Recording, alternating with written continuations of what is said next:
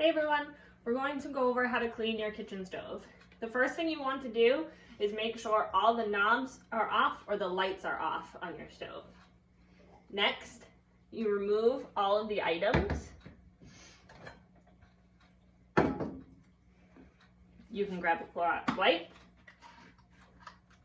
And you're gonna flatten it out in your hand and start at the top of the stove from the left to the right and back and over the front.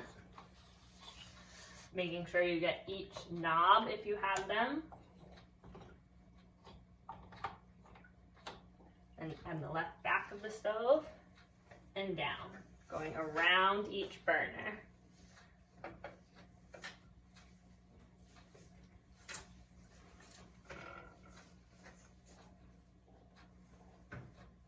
And that's how you clean your stove.